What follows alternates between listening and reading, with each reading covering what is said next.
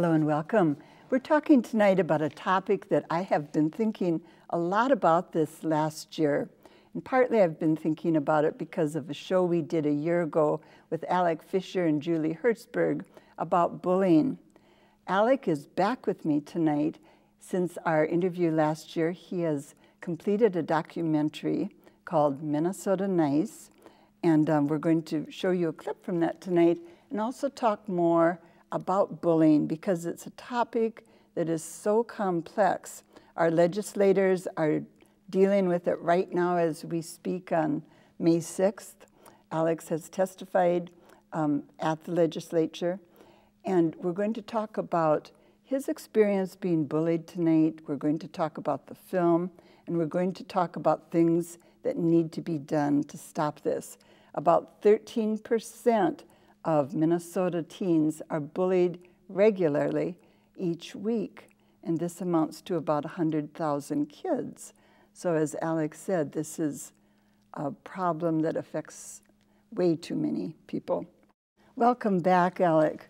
Thank you for having me again. Great to have you here. Tell us, for those who didn't see the show last year, tell us just a little bit about your experience being bullied. You were in middle school when it started? Yeah, I mean, it happened in elementary school, but it was kind of the normal teasing that I think everyone goes through at some point in their life. And then I got to middle school, and that's when things started getting really bad for me. I had rumors going around that I was gay, and I remember, in 6th grade it started. I went to a homecoming football game and was told when I tried to go into the student section that faggots weren't allowed to go to sports games. And this is in 6th grade? 6th grade, oh. Yep. And, for me, it was kind of, the thing that hurt the most about that was that it was confirmed by the number of people, adults and students, who either laughed or stayed silent. Nobody spoke up and said anything. And so that, for me, confirmed what they were saying and said it's okay for them to do that to me. And so I struggled with bullying. What a lonely feeling for you. Exactly. And I struggled with this kind of stuff up until my sophomore year of high school. And that's when I kind of decided, I have to be a stronger person and I have to get over this. And my friends who were in similar dark places, I can't be strong for them if I'm in this dark place. And so I ended up kind of doing a self-therapy almost. And by helping my friends, I was able to get out of that tough spot. How did your parents react and interact with you during this? Well, I remember, there were a few days where I would come home crying because of it, but other than that, they really didn't know what was going on because I didn't tell them. And that's common, isn't it, Alex? It is. Which is sad because, one of the most, some of the people that care the most about you are your parents. And, when I told my parents, I ended up coming out my senior year of high school. And, while I came out to my parents, I told them all of the bullying I had gone through because of it. And they were shocked. And they felt so bad because they were like, we would have been there to support you and to help you, and you never told us. And it was because I didn't want to drag them into it, which was a huge mistake that I made because then I was on my own. Although, in watching your documentary, one of the things I noticed was that a comment was made about, I don't want my parents to go to bat for me because that will, quote, make things worse. And I think a lot of times that is a common reaction, isn't it, that kids have, or that anyone would have? Yeah, and I think the problem with that, and the reason that comes up as a problem, is that the only people who would report bullying are generally the person being bullied and or their teacher or parents. And so, if someone who's bullying a kid gets in trouble for doing something without being called out right away for it, they know that it's probably either the student, their parents, or a teacher who reported them. And that's because not enough people are standing up against it. So they know, well, nobody else stood up against it, so it had to have been, this one student who told their parents, which is where the problem is, because if we don't have those students in the classroom stepping up and saying, hey, why'd you say that? Or why did you do that? That's not okay with me. Then that student really is alone, and they feel like they can't tell their parents because they're the only ones that would report it. I read or heard, I guess, in your documentary, actually, that an organization called Bully Police look at bullying around the country. And Minnesota got a C-. We are not doing very well in terms of having policies and procedures and clear definitions. Has that changed at all since you made the documentary? Well, it actually, I made the documentary and it finished in May, and what ended up happening... May of 2012? May of 2012, that's correct. And that summer they organized a board to look at the different problems that we're having with bullying, because we saw with the Anoka-Hennepin district, they had 9 student suicides in fewer than 2 years and were put on a suicide contagion, which made national media. So this is a problem that, you know, has been exposed throughout national media sources, which is unfortunate that people had to hear about our state in that kind of negative light. But, you know, it's something that the adults from different nonprofit organizations and from the legislation, they came together and looked at the problem and came up with a set of guidelines that they thought would be helpful to stop the problem, and they submitted that to the state government. And the state drafted a bill. Senator Dibble and Representative Jim Davney drafted a bill called the Safe and Supportive Schools Act. Scott Dibble, right? Yep. And so what they ended up doing is right now that's going through different committees, and we'll hopefully hear the results of it by the end of May. But it's actually faced a lot of strong opposition, which I found surprising. And who is the opposition primarily coming from? Well, I know that the bill includes, the last time I checked in on it, it includes private schools as well as public schools, which I know a lot of private schools have taken, a lot of private religious schools have had a problem with that because the bill says that you should include GSAs and you should be, you know, supportive of kids who identify as LGBT. So I know a lot of private religious schools have had problems with that. And I also know there's a lot of budget concerns because it would be expensive to, part of the bill says we have to train teachers. And so a lot of people are concerned about the cost of that. Which, you know, for me, it's like, if you don't put the safety of your students at the top priority of state funding, you know, if you're not protecting our future generations, then... And it really is a safety issue, isn't it? It is. And you bring that home in your documentary. And I don't know if all people would think about it in that way until you kind of put it in front of us. I just want to go back when you said as a little boy in elementary school you were bullied or teased. Do you think bullying sometimes does start that early in a more pure bullying fashion? Yeah, well, I think that bullying is derived from power struggles, and I think that, you know, everything from wars have been fought, you know, and you could consider that bullying, one culture bullying another by going to war with it. And I think it's all about power. And I think at that young age, you're kind of developing your sense of how powerful you are and where you stand, you know, in different social groups and different, you know, experiences like that. And as you get older, you develop that. And something that I believe is that bullying hurts, I think, the most because it deals with your identity. And there are, you know... It couldn't be much more personal, could it? Exactly, and when people are, you know, calling you names or taking your name away and replacing it with another name, that takes away your identity. And I think at that young of an age, when you're trying to search for who you are and what your identity is, I mean, that's crucial in your developmental stage, and that, I think, can have a lasting impact on you. That's a very important point, I think. Well, tell us how you decided to do a documentary. I mean, this is a big project. A lot of people might talk about it, but not too many people would actually do it. So how did you get the energy up to do it, Alec? Yeah. Well, I mean, I have a passion for film, and I have a passion for sharing people's stories who are often silenced. And so a lot of my friends were going through tough times, and an incident occurred that really kicked me into gear, and one of my friends came really close to committing suicide due to a bullying incident that had been going on for a while. And I really realized that nobody else was really doing anything about it. And, you know, at this time, Bully hadn't come out yet, the movie Bully. I know that's made a lasting impact. And, you know, resources like that hadn't really been seen in the public's eye. And so I was like, well, students aren't doing anything about this. I should, you know, try to make a difference.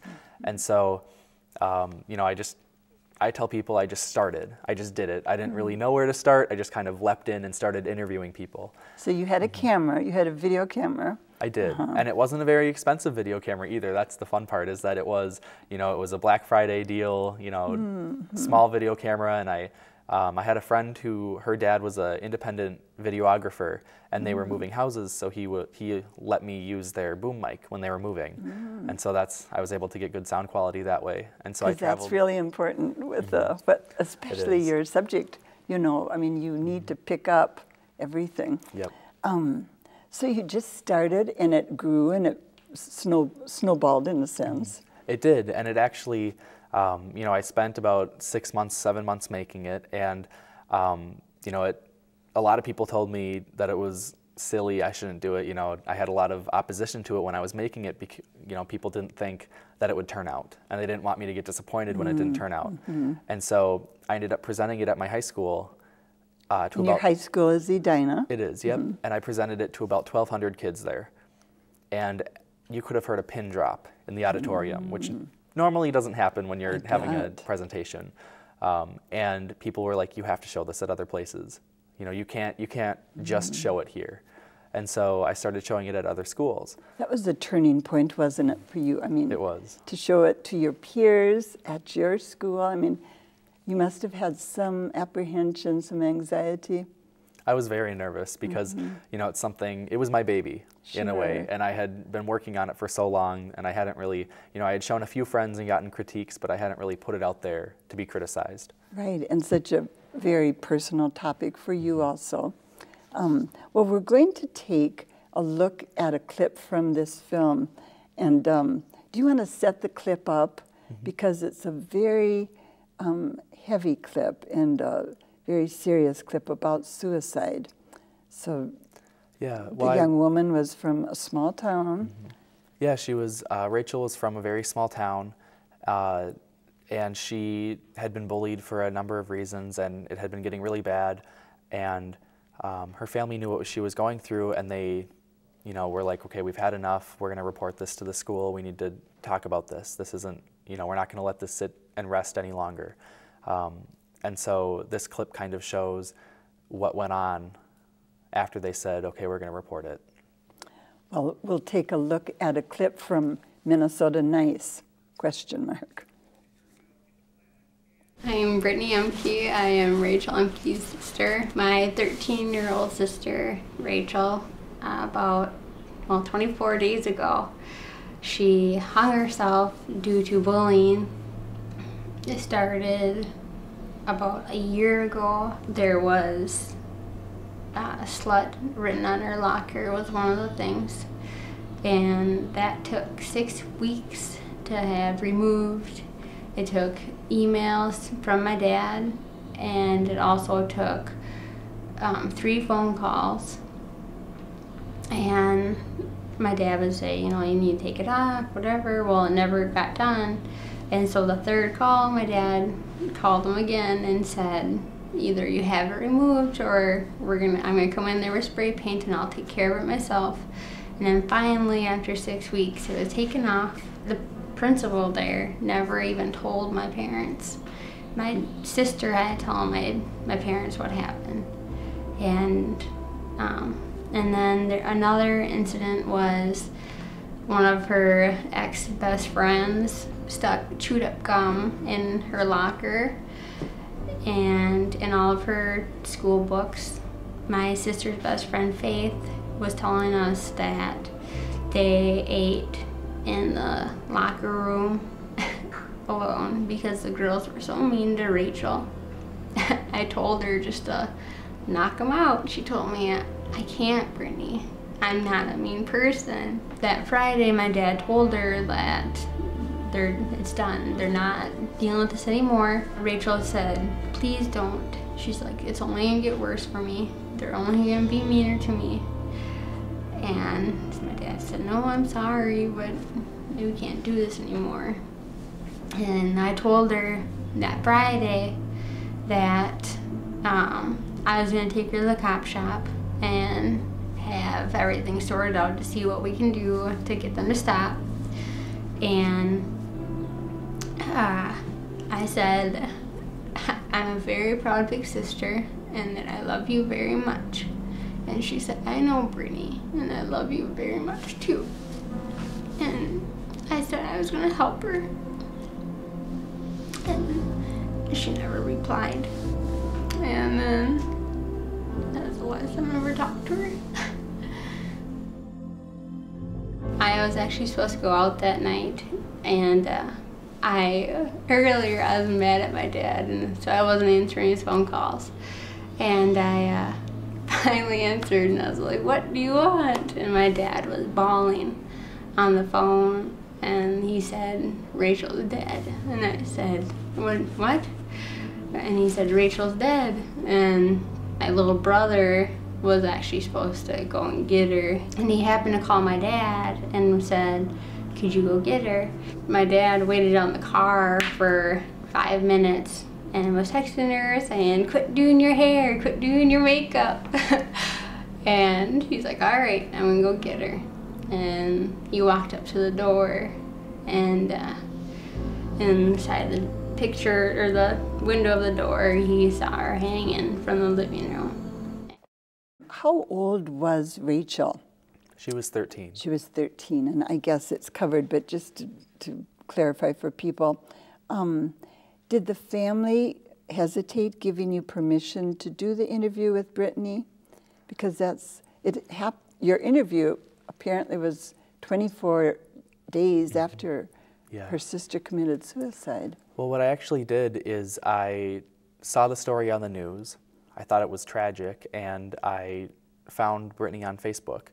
And I messaged her and I said, "You know, this is so tragic, and I'm so sorry for your loss.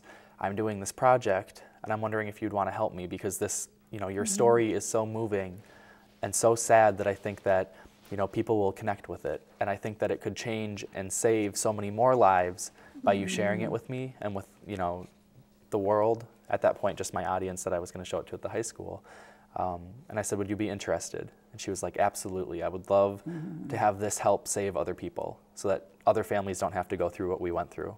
And her parents were equally supportive of it. Yeah. And it was something that was shocking, because when I present at schools, I normally share this with the students, but the week of school afterwards, after she had taken her life, the girls in Rachel's grade were posting on Facebook on the family's walls, and, you know, saying nasty comments about Rachel, and they were, you know, they still bullied her best friend the next week, and it was like nothing had happened. And these are 13-year-olds. Oh my gosh, that's really disappointing to hear, isn't it? Yeah, and what I always say is, it's like, if the culture is at a point where 13-year-olds can do this and they don't feel any guilt for it, we have to get in there and change the culture, because that's not right. Absolutely. In your work and research, Alex, have you found that suicide with teens in connection with bullying, does it occur with a particular kind of bullying attack, or does it kind of cross a lot of borders and lines?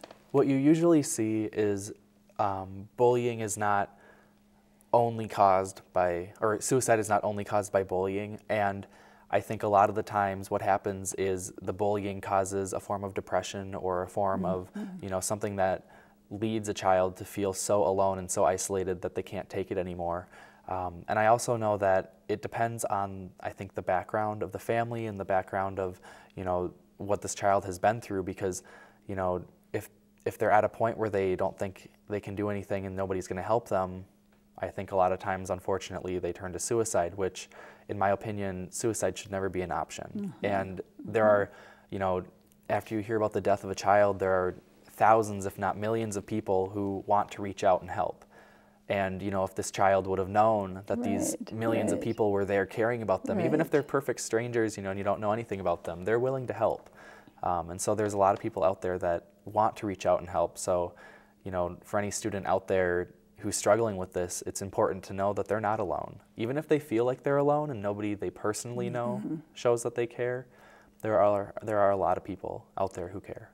Who would you advise if a child is feeling, or a teenager is feeling, I don't know who to talk to? Perhaps the teachers have not done what they could. Perhaps they don't want to talk to their parents for some reason. Do you have kind of a hierarchy of places to start or people to go to? I wouldn't call it a hierarchy necessarily, because I don't want to list, I guess, importance levels, because I think everyone is important when it comes to people you can trust and talk to. Yeah, hierarchy is not a good word, but yeah, but a I list. understand. Yeah, a list. I think that, you know, right now we're seeing a lot of organizations working on texting lines.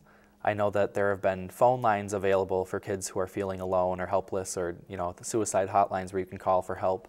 But what we're seeing is that, you know, students aren't using those because they don't want to pick up the phone and call. Or if you're, you know, home with your family and it's 1 in the morning, you're not going to call from your room. You know, that you can't reach out because you can't be heard. You don't want people to hear you in your house. And so I know JCPenney is one of the companies working on a texting line, and I know I've met a few people who have started organizations that are dedicated to having students text when they need help, and they'll try their best to, or chat lines online.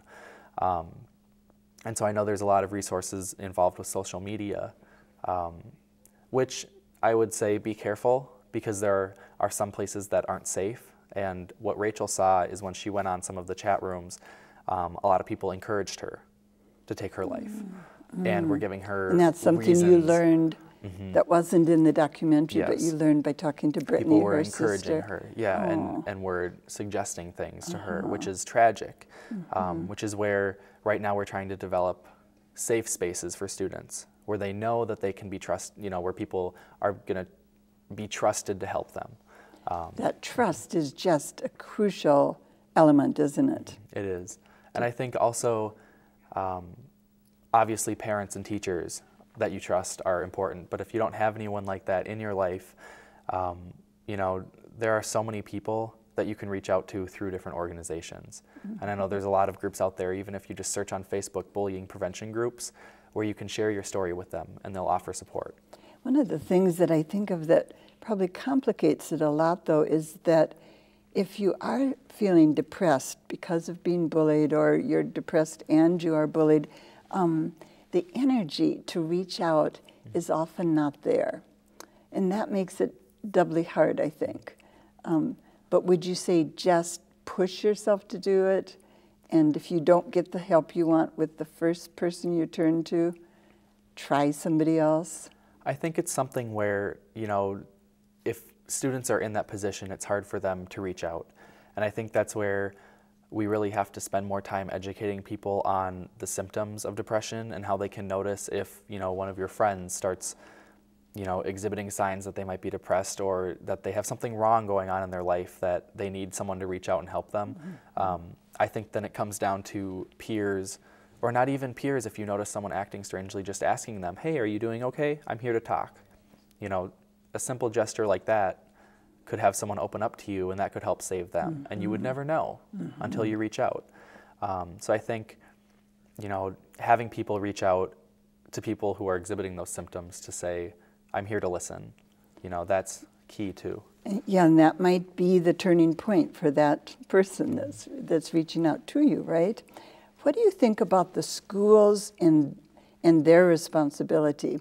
If you could just say 1, 2, 3 schools need to ratchet up their policies, what would you suggest, Alec? Well, I think what we're seeing in the Minnesota bill that's trying to be passed, I think we're seeing a lot of what are key components of what schools need to do. Part of that is staff training, because I know I've met a lot of teachers where their students have said, well, you don't do anything when I report bullying. When I tell you I've been bullied, you just sit there. And the teachers say, well, I don't know what to do. You know, I've never been trained for this. I haven't received any help. I don't know what language to use. If an incident comes up in class, I don't know how to address it. You know, that kind of stuff, I think training for teachers is key so that they know what to do in those situations. And I also think that schools need to know that their first priority, besides educating students, should be providing a safe space to learn.